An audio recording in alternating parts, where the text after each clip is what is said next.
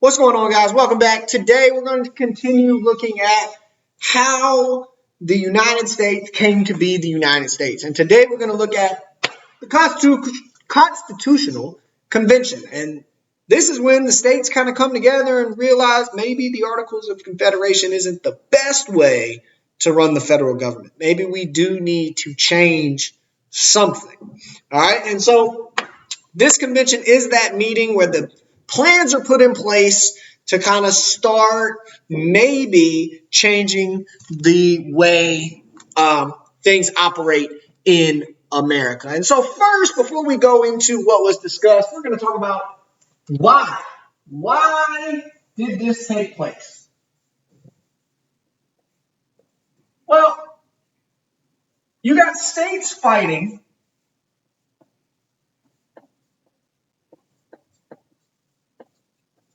over trade and trade laws.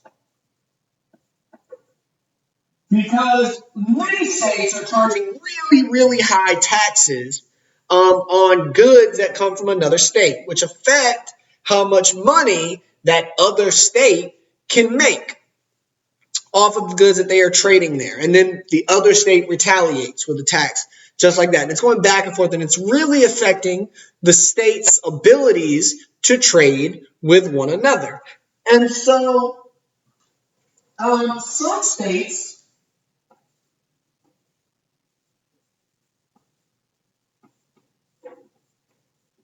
want a federal trade law.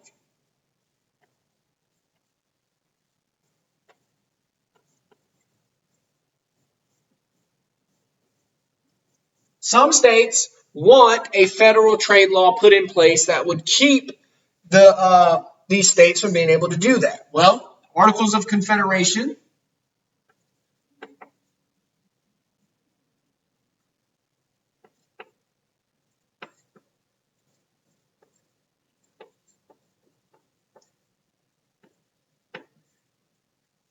those require a 13 vote agreement.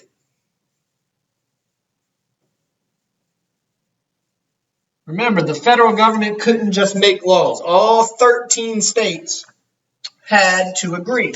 And so, as a result, Alexander Hamilton, the one the big musical play is based on,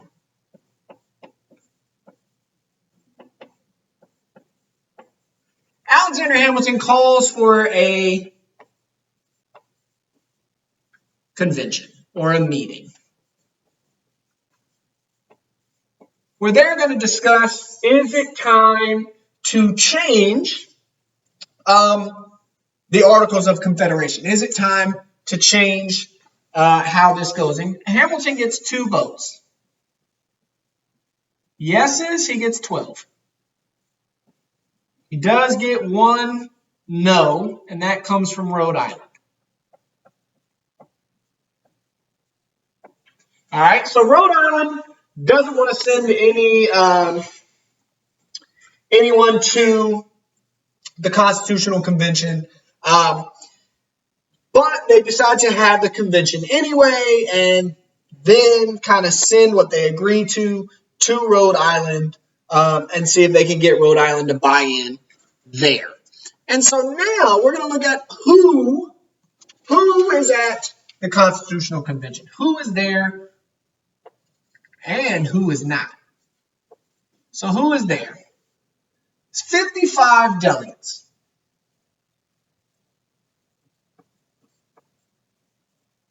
From the 12 states, again, no delegates from Rhode Island.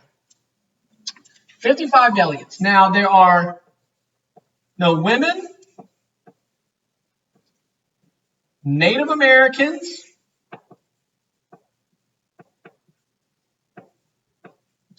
or African Americans.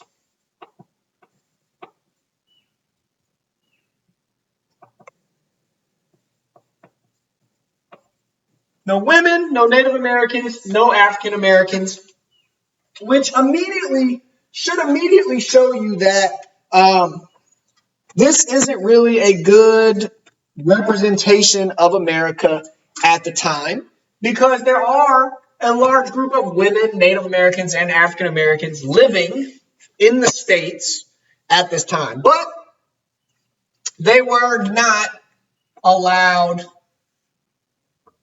at the Constitutional Convention. George Washington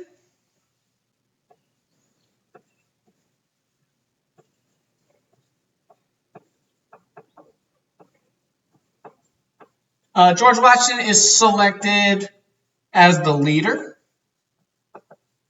or as the head.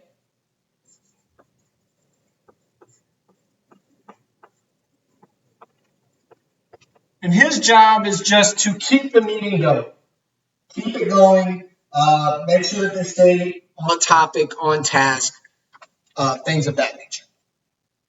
Now, the people that are not there, some notable people that are not,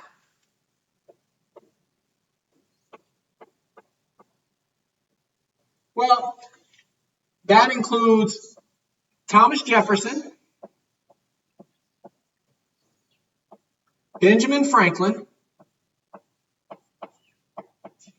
and those two are in Europe on government business, but they do send their opinions back. And Patrick Henry, who is a key voice of the revolution.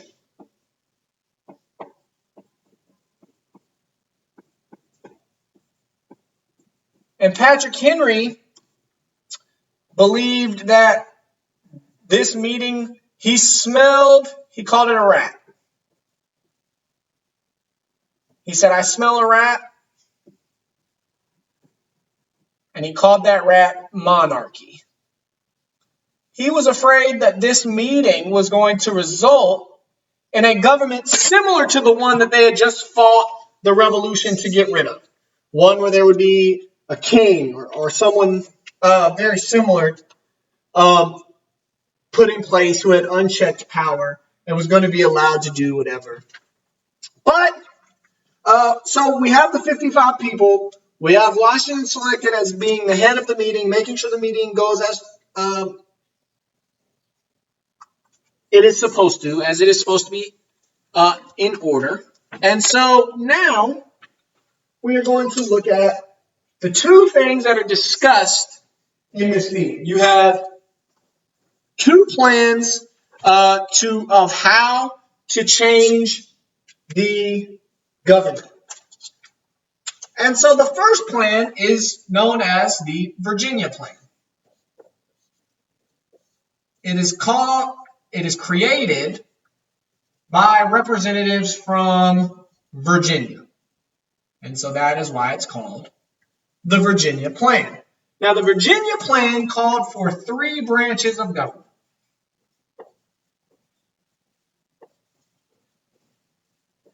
Three branches of government. The first being the legislative branch.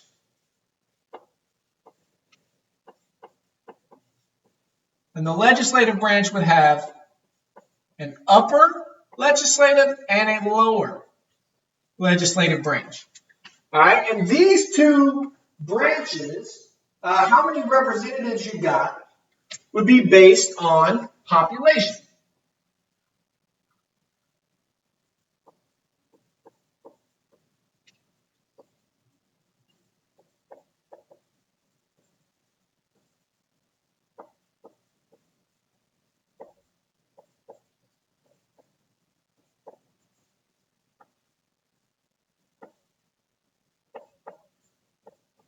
So the number of representatives you got was based on the population in your state. The higher your population, the more representatives you got within the two legislative branches. And the big states with large populations like Virginia loved this idea, loved this plan.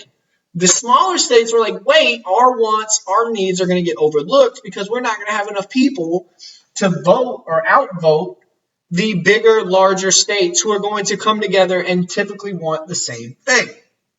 And now these representatives and the legislative branch would be voted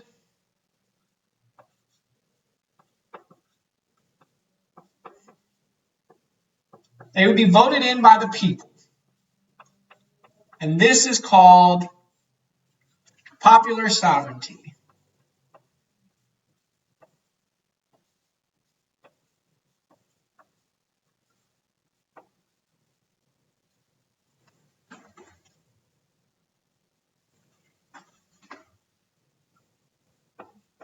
Popular sovereignty.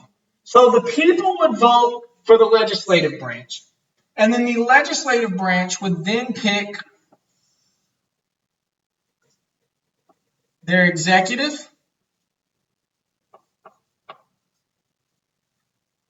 and judicial branches.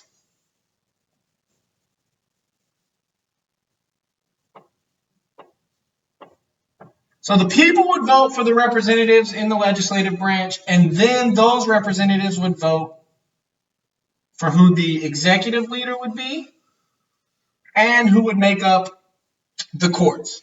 Well, like I said, the major issue here is the number of representatives, because the smaller states feel like they're going to be ignored. But another positive of this three-branch system is the checks and balances. It was designed and put in place to keep each branch from overstepping their boundary or acting in a way that they did not have the power or authority to do so. So the Virginia plan was option number one. Option number two was put together by the smaller state representatives and becomes known as the New Jersey plan.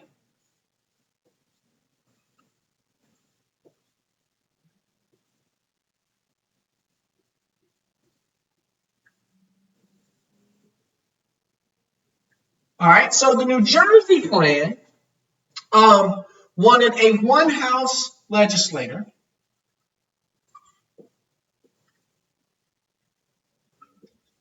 a one-house legislative branch, and each state would have the same number of representatives.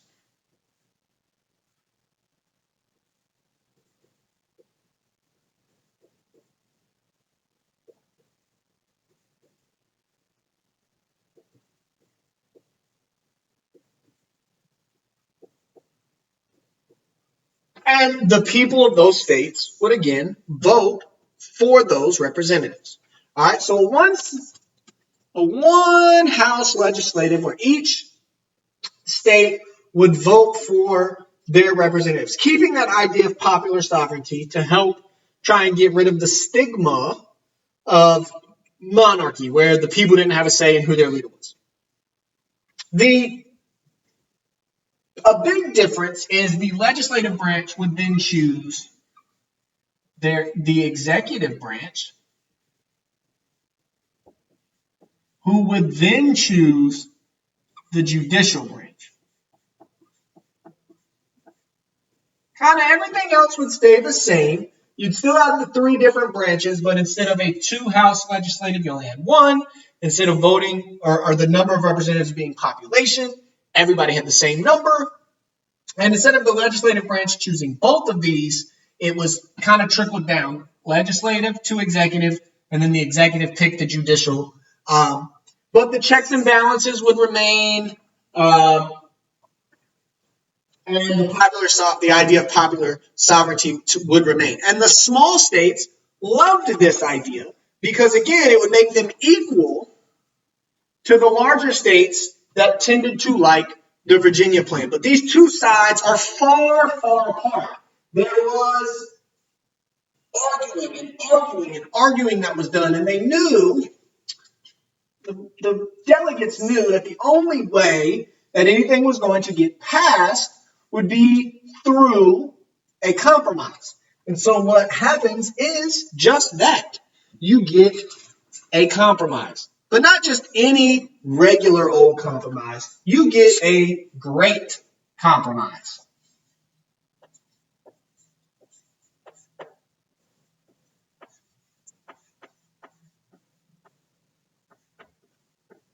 you get a great compromise.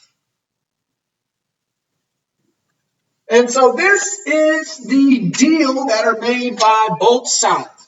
Both sides come to an agreement. Those that agree with the New Jersey plan and those that agree with the Virginia plan meet in the middle in what is known as the Great Compromise, where there would be a two-house legislative system.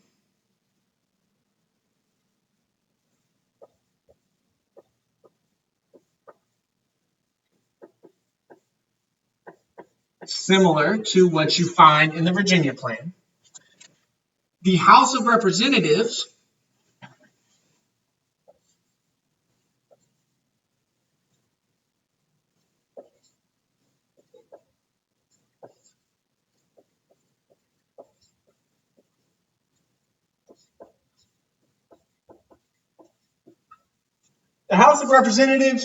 would be determined and voted on by population.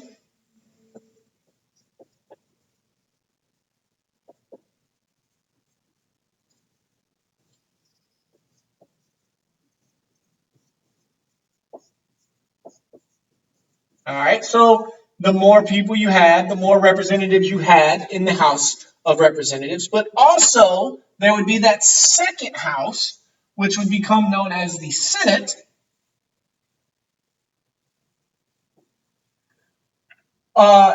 where each state had the same number.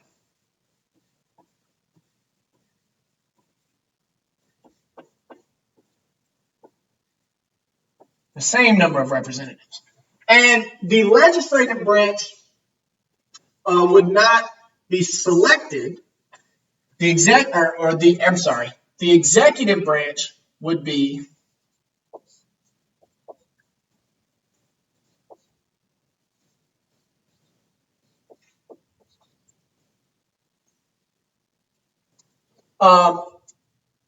wasn't really discussed. Actually, I'm going to take this out because this is going to be, when we get into the Constitution, we're going to discuss how they agree for the legislative branch to be, or the executive branch to be voted. But right now, the Great Compromise had to do with the legislative branch, which was the House and the Senate.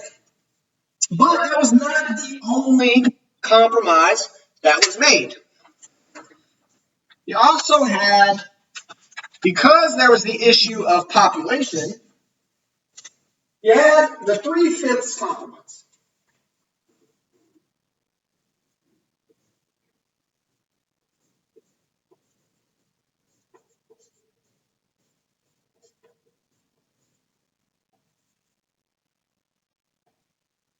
The Three-Fifths Compromise. And the southern states, as a result of the Great Compromise,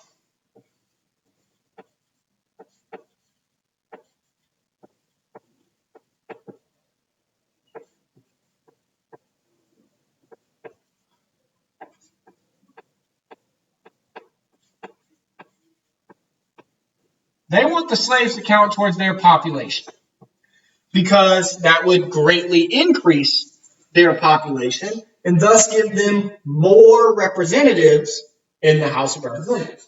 Well, the northern states say, hold, wait a minute. We have way fewer slaves. The North, they wasn't completely done with slavery, but they did have way fewer slaves than the South. And so they were like, the South doesn't even consider them citizens. They're not people. They don't have rights. Why would they count towards the population? That's not how this should work. And so, additionally,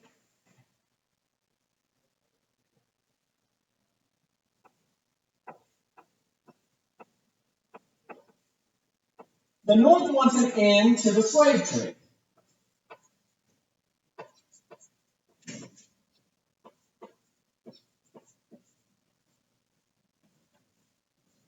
The North wants an end to the slave trade because many northern states had already outlawed slavery, including the 5 states that would come along in the Northwest Territory that weren't allowed to have slaves. And so the North wants an end to slavery. So here you see the North.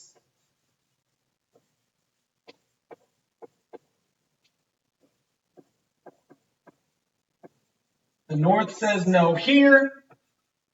The South says no here.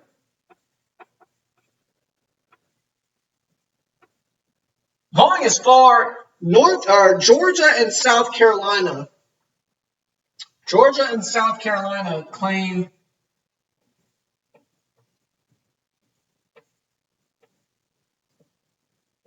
say they will not ratify any government or approve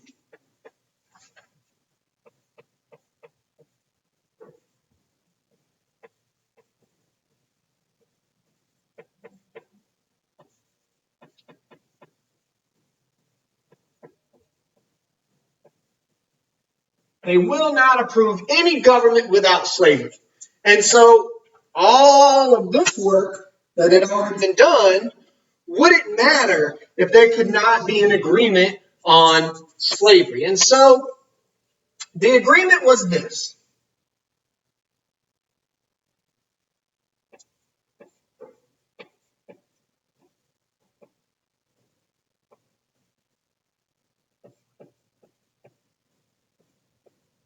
A slave would equal 3/5 a person. So your slave population, 3/5 of that would count towards the overall state population.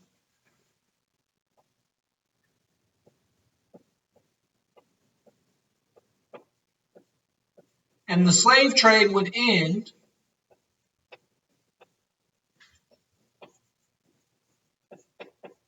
in 20 years.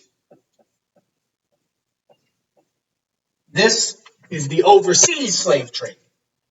Because slavery, as you should know, does not end till well after that. But the agreement was 3/5 of the slave population counted towards the overall state population. And the slave trade would end in 20 years, which would keep the South from just importing and importing and importing and importing more slaves, still increasing that 3/5 number to help increase their number of representatives in the legislative branch. And so these are the two compromises that are reached. We come up with a two legislative system, which is still used today. We have a House of Representatives, we have a Senate. And the 3/5 compromise deals with slavery, recognizing that, or coming to an agreement that the slaves would be 3/5 of a person counting towards the population, which helps the South, but not to as much of a degree as the North was afraid that it would. And instead of completely getting rid of slavery and this overseas slave trade, it put a timetable on when it would end. Now, like I said, this is not in slavery entirely. It doesn't even really end the slave trade. A lot of your southern states would continue well after this 20-year mark, and that didn't stop the trade between southern states altogether. But we're going to stop here. This is the foundation for the new government. These are all ratified. All of this is ratified and sent.